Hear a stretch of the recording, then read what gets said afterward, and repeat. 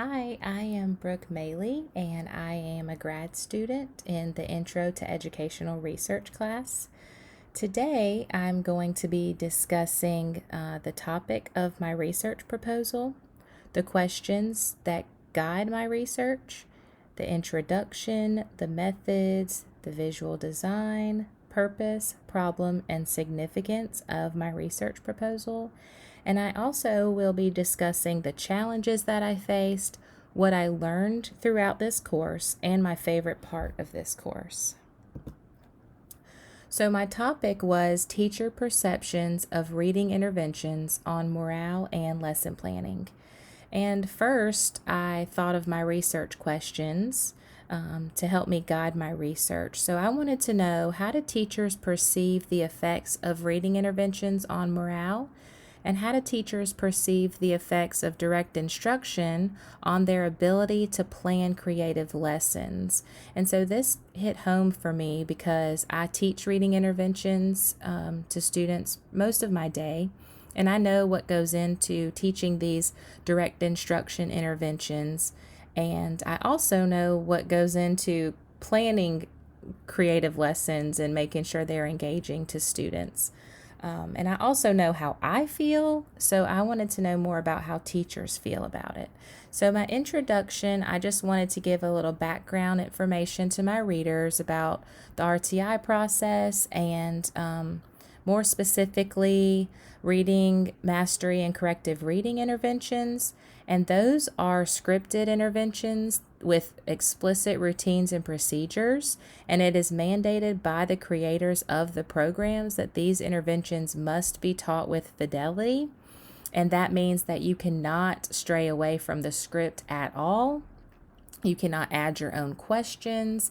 You have to stick to the script. And if you don't, and you're not teaching with fidelity, then that can hinder some students' ability to be put into special education, because then you can't prove that that student was not making adequate progress because they were not taught the intervention with fidelity. So it is crucial that intervention teachers teach these interventions and follow the script.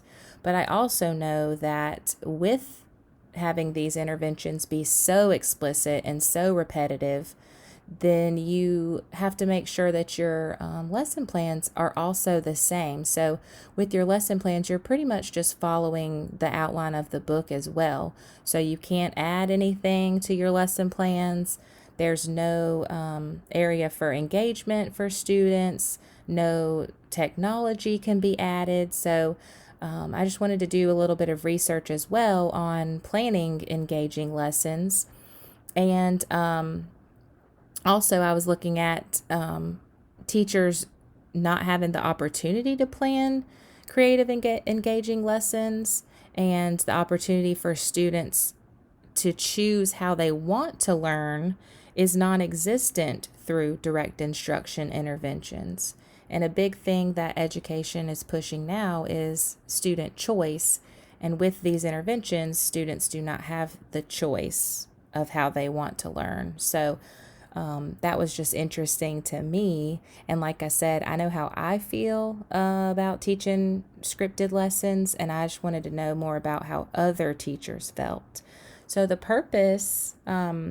the proposed methods of my research were sequential mixed methods approach consisting of teacher survey data and a peer-focused group. The quantitative phase will consist of survey data from the reading intervention teachers, and the qualitative phase will consist of a peer-focused group of reading intervention teachers. And then I also go through my research, my visual research design. And at the top, I just talk about my literature review, the terms that I searched, and my research did find a lack of teacher perspective on teaching scripted reading interventions. I have my research questions that guided my research. I have my two research types, the qualitative and quantitative data. My data collection, which was the surveys and the peer-focused groups, my qualitative analysis, and my quantitative analysis, and then my discussion of what my findings were from my survey data and my peer-focused group. So the purpose of this study, it just aims to better understand a teacher's view on teaching scripted lessons over teaching engaging lessons, where students don't necessarily get to think outside the box. And the intention is also to get teachers' perspectives on morale amongst teachers that are teaching these interventions.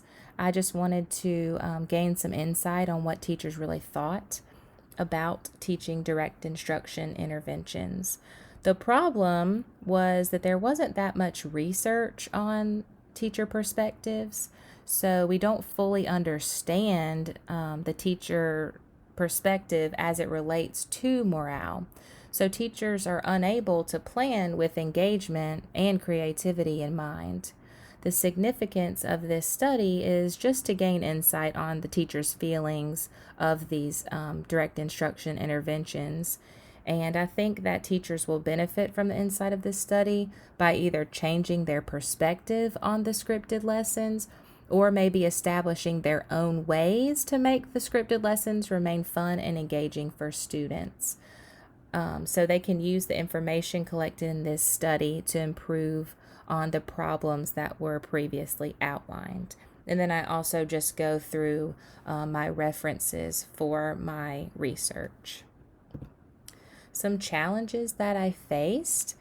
So this is my first time back to school since my undergrad and when I graduated in 2011. So in high school and in my undergrad, we always used MLA format. So having to learn how to use APA format was a bit of a struggle at first. I had to make a lot of mistakes on the formatting to learn how to correctly use APA formatting. So in my undergrad, we didn't really conduct that much research. It was more just of learning the ins and outs of teaching and everything that goes into that, planning lessons, making sure that you have all the components of your lesson plan. So it wasn't very much research being conducted there. And I hadn't really used Galileo since high school, so that was a long time ago.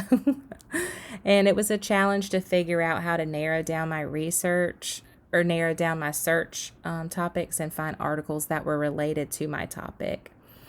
But what I learned was I did learn more about how to correctly cite and reference articles in APA format. I also learned about how to find articles that pertain to my topic and can help support my research. I know that I need to make my research questions more open-ended instead of just being a yes or no answer. And I now know what all goes into an actual research proposal. I do feel like the lit matrix really helped me to understand what goes in each area of a research proposal. And so that made writing my proposal much easier. My favorite part of this course was just I am the type of person that really likes to get constructive criticism and turn that into improvement. So I'm really good at like taking what people say and adding that to whatever it is that I'm doing. So if it's building something, if it's writing something, if it's even like teaching a lesson, and also that helps me to get better. And I know that, it's just coming out of a place of like love and, somebody willing to help. So I do take it. I understand that, you have to give feedback and I'm not going to get my feelings hurt over it because I want to better myself. So I enjoyed being able to meet with Dr. Flood and go through my research proposal and get feedback from him on what I needed to do to make it better. And I think that's very beneficial because he let me know what I needed to take out or what I needed to add or change. And he helped me bridge some of my paragraphs for them to flow better. So that was very helpful. And I think that I will be better prepared for my future classes because I did take this class my first semester. So it taught me a lot just in these few short weeks that we had. So I I know that I will be better prepared for my classes in the future. So I really enjoyed taking this class and just getting to learn more about research and APA format and writing a research proposal.